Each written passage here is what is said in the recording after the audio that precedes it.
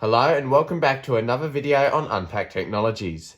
In this video, I'm going to be doing a speed comparison between the iPhone 6s, which I have here in rose gold, and the iPhone 7, which I have here in its matte black colour. It's going to be very interesting to see which phone performs better considering they're only 1 year apart and what differences there are between the A9 chip found in the iPhone 6s and the A10 Fusion found in the iPhone 7. The iPhone 6s was released in 2015 and the iPhone 7 was released in 2016 alongside the iPhone 7 Plus. So, let's get straight into it.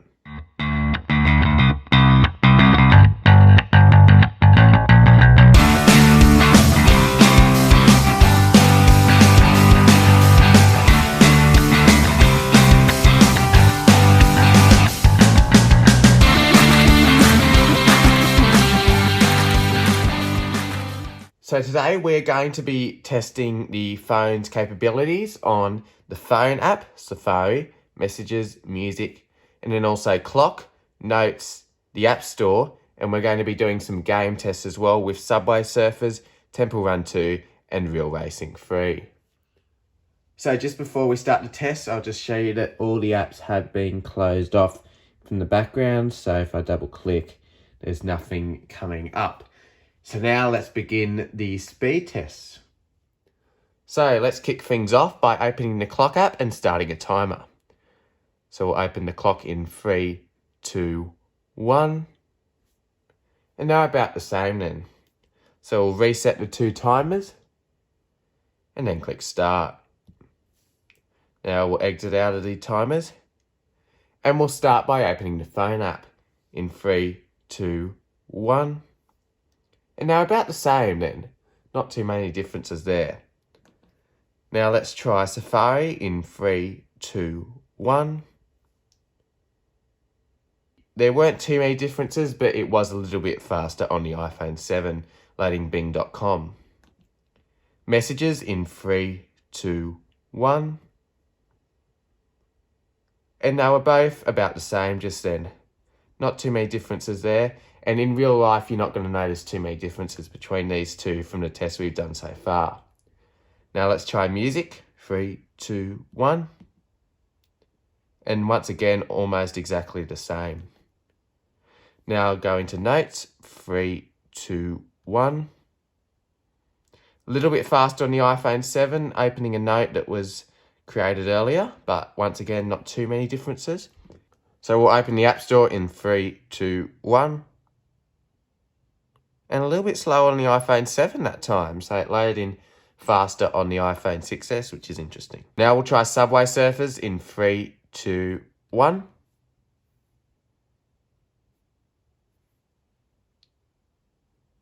Okay, so we can see that the iPhone 7 is loading in a fair bit faster than the iPhone 6s.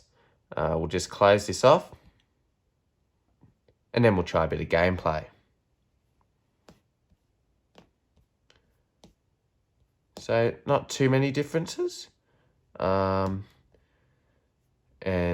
you may notice that the iPhone 6s might get a little bit warmer than the iPhone 7, for example, during gameplay, due to its older A9 chip, which is having to work harder to do simple tasks. Now we'll try Temple Run 2 in 3, 2, 1. And I tapped them at the same time, and once again, it's opening a fair bit faster on the iPhone 7. And look how much faster that was to load in on the iPhone 7. We're still trying to load this in for the iPhone 6s, so almost double the speed, it looks like. So we'll wait for the 6s to load in, then we'll try a bit of gameplay. All right, so we'll click play. And not looking like too many differences here. Pretty standard gameplay once again, similar to Subway Surfers. And now we'll open Real Racing 3 in 3, 2, 1.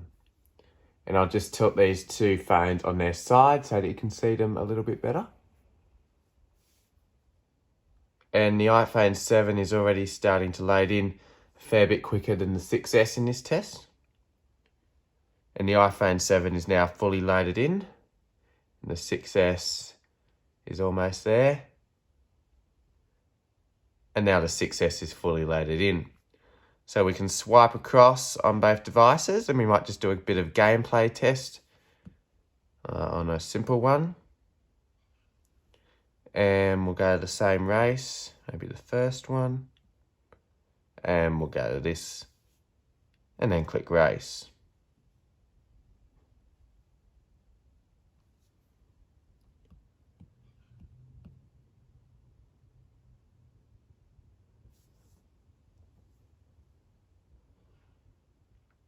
And the gameplay on both seems to be doing okay.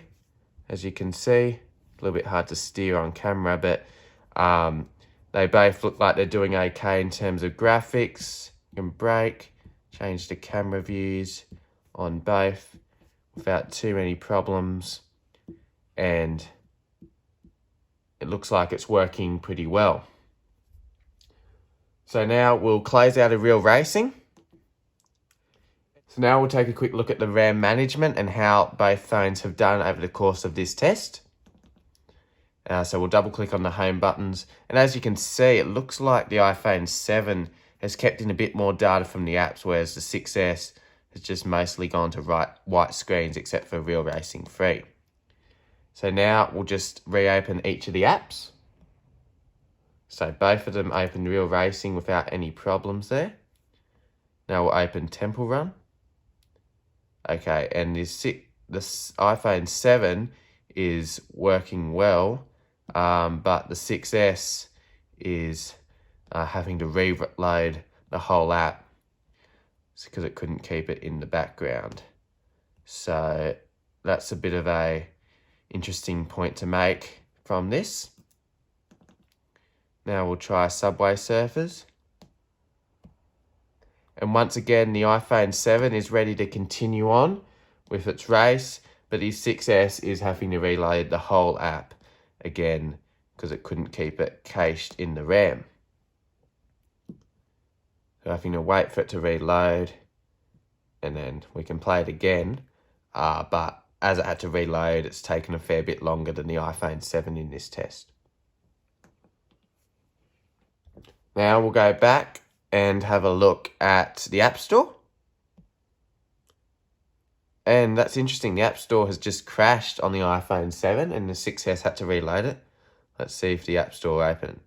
Okay, it's not loading it anymore. But that was interesting that it crashed in there. All right, now let's take a look at Notes to see how they have held up. And the iPhone 7, once again, didn't have to reload, but the 6S did have to reload that note. Now let's take a look at music. And the iPhone 7, once again, had it already open in the background. 6S had to reload the app. We'll take a look at messages now. Okay, 7 had it loaded in. The 6S needed to reload. We're seeing a common trend with this now. We'll try Safari. 3, 2, 1. Already open on the iPhone 7, needed to be reloaded on the 6S. Now we've got the phone. 6S had to reload, 7 had it ready to go. And finally, we've got the clock with our timer on it. Let's open that up. And we'll click stop in 3, 2, 1. All right, so there we have it with the comparison of these two devices. I'll close off all the apps now. And as you can see, it was quite clear that the iPhone 7 was a fair bit faster to do all the tasks that we did in this app, besides the strange App Store crash that we had, but that was probably more of a software issue rather than a hardware. So yeah, there were some really interesting results to see how much of a difference there really was between these two phones, considering they were only a year after each other. As I mentioned earlier, the 6S was released in 2015 alongside of the 6S Plus and the iPhone SE first generation, and the iPhone 7 was released in 2016 alongside the iPhone 7 Plus. So it was good to see the performance differences. If you had to pick one up, I would recommend the 7 over the 6S, just because the 6S, even though it will be getting iOS 15, surprisingly, it is on the minimum supported list. And as we saw there, the performance was significantly better on the iPhone 7, especially when it came to the RAM management test. So yeah, thanks for watching this video on Unpacked Technologies. Let me know in the comments below if you'd like to see more of these comparison tests between the two phones. And hopefully this was a helpful guide for you if you're looking to pick up a used iPhone, for example. Thanks for watching this video on Unpacked Technologies. Don't forget to leave a like, comment, and subscribe, and I'll see you all in the next video.